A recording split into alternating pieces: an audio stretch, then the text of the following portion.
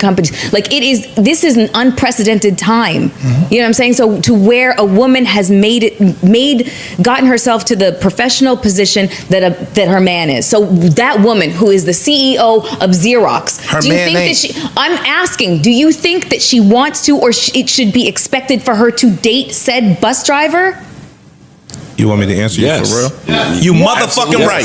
Absolutely. The same way you just said that equal yoke, stay there. And this is my point. When the man is the CEO of Xerox, when he dates the secretary, you don't think nothing wrong with that, do you? I want you to answer me, Mel, please. The two things are completely different. They are not. How and that's the fucking problem. Men and women are not. You guys are not. We're not the same.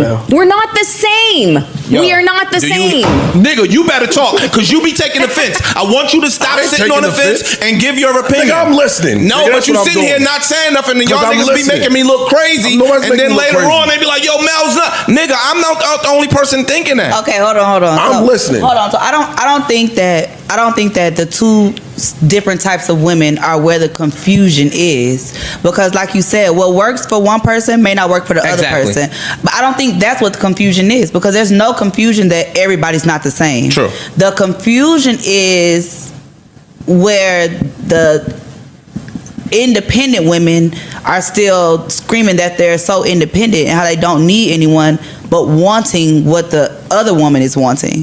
That's where the confusion is coming in at, or whatever, because you're saying how you don't need a man, but then you're demanding that a man does this, that, and the other. Here's the thing. I don't understand where that battle cry came from of, I don't need a man. I don't need a man. I mean, we went through like a whole generation. It don't matter where it came from. We know it's here. It's a real one. Let Mel get shit off. No, the problem is that battle cry gets applied to all of us when I'm like, I never said that shit. I never said that shit. I work out of necessity and have for decades. I work. My sense of independence isn't because I like it. We're not talking about you, Mel. You made a generalization in which the women that are at the top of the corporate ladder, they want the man that is at the top of the corporate ladder too. And she should be penalized for a certain type of lifestyle. No, it's not a penalty. Stop being victim. It's not a penalty. Who the fuck is a victim? She's not being penalizing means you're a victim. No. When you say penalized, somebody's on the other end of that. I'm saying they are getting penalized. She should be penalized for her wants and her desires, for the certain kind of lifestyle that she wants. She's already given it to herself. She's the fucking CEO of Xerox. So it's nothing that a man is going to give her that she cannot provide for herself. Because Mel, I get that part. Listen, because go back to what we were just talking about earlier. If this man is at the top of the corporate ladder, this rich and successful man, we just made a generalization that a lot of successful men want women that are available. Thank you. So how is the woman that is at the top of the corporate ladder gonna desire the man at the top of the corporate ladder? But that's a generalization in itself. The man at the top of the corporate ladder only wants a woman who's available to him. Not only, because like I said, that's just an opinion. That's just something, you know what I'm saying, that it's a generalization or whatever. But that's when it comes in and says, okay, well, as a woman at the top of the corporate ladder, why would it be, most of the time, guess what? That woman is gonna want to come home to a man. If she's worked all day, she's gonna want to come home to a man that's available for her. You might as well be single. If you putting in 12-hour days and I'm putting in 12-hour days, we ain't in no fucking relationship. Correct. And that's how a lot of situations of powerhouses don't end up being powerhouses, or they have an understanding of having an open relationship. If you want to be, somebody's not available. Yeah. Yo, if you going to work every day and you boss around 500,000 people, you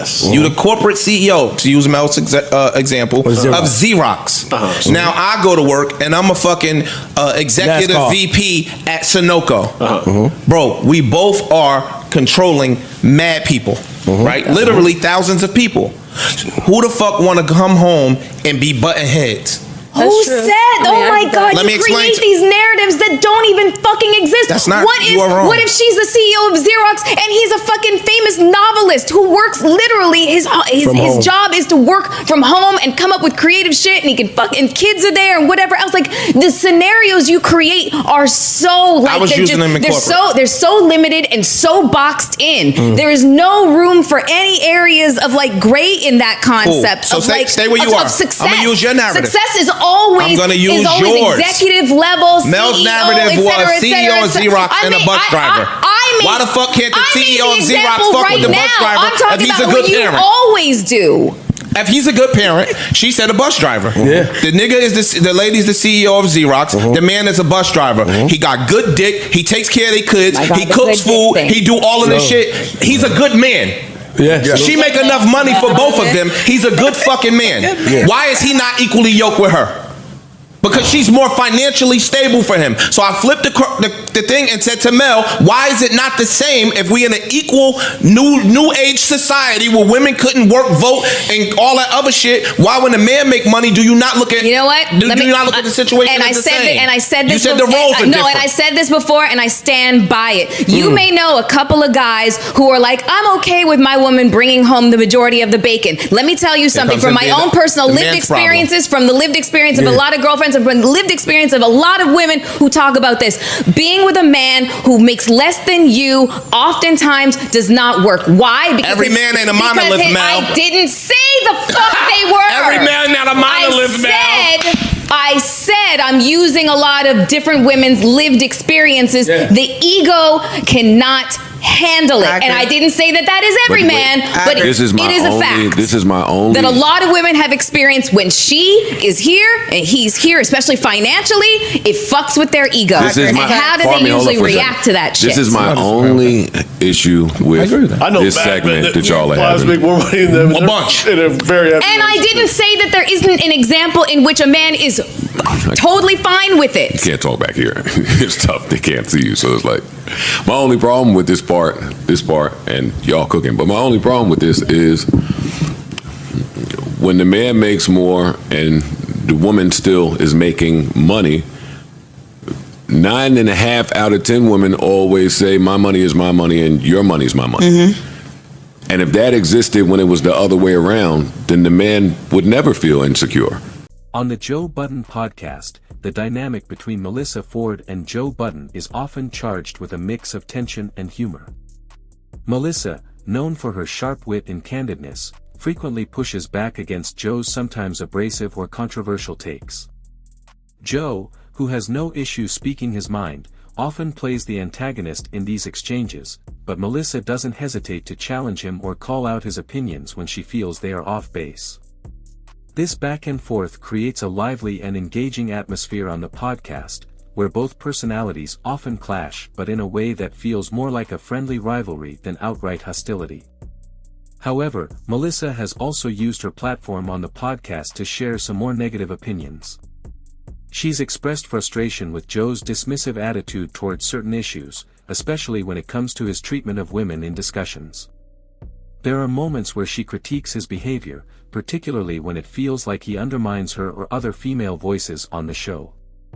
For instance, she's spoken openly about how Joe can sometimes belittle or disregard women's perspectives in a way that doesn't sit well with her, which has created moments of tension and discomfort. While this dynamic contributes to the podcast's chemistry, it also highlights some deeper issues that Melissa, as a woman, is not afraid to vocalize, making her presence on the show more than just a balancing act to Joe's persona but a crucial voice in challenging the status quo.